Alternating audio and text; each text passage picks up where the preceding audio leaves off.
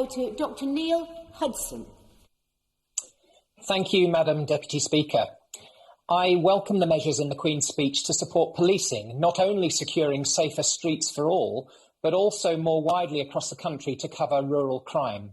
In Cumbria, we have seen the re-election of our Conservative Police and Crime Commissioner, Peter McCall. I pay tribute to Peter and our Chief Constable, Michelle Skier, and all of Cumbria Police for their efforts to keep us safe, especially with the added challenges of the pandemic. I very much welcome this government planning to tackle rural, wildlife and animal-related crime.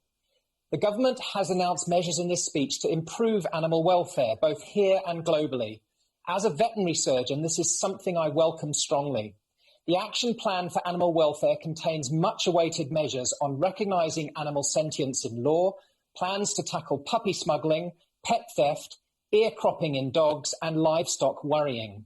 The plans to end live exports of animals for fattening or slaughter are very welcome, but in parallel, we need to help the farming sector to adapt. We need to bolster the local abattoir network to reduce travelling times and distances so that UK animals can be born, reared and slaughtered locally.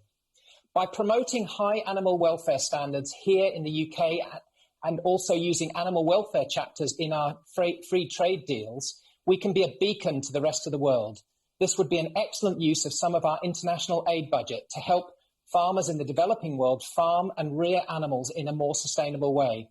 On that note, I welcome the comments last week in the Chamber from my Right Honourable friend, the Chancellor, that the UK economy will be on a stable footing in the coming months. Accordingly, I urge the Government to reinstate the UK's commitment to 0.7% of GNI being spent on international aid as soon as possible.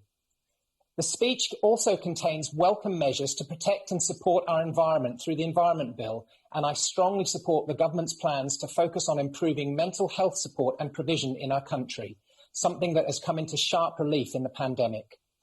In addition, I welcome plans to improve connectivity both physically with buses and trains and also virtually with improved broadband and mobile phone coverage.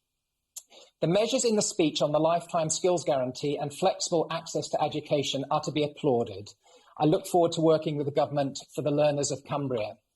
Our EFRA Select Committee inquiry on land-based education raised serious questions over Askham Bryan's planned exit from Newton Rigg and Cumbria. I reiterate our call for Government to confirm whether or not Askham Bryan are within their legal rights to sell the college and its assets. If they are, we are asking Government to ensure that they do the right thing and we can secure a long-term future for education in Cumbria. In conclusion, I welcome the proposals that are progressive and ethical in this bill, and I look forward to working with Government. Madam Deputy Speaker.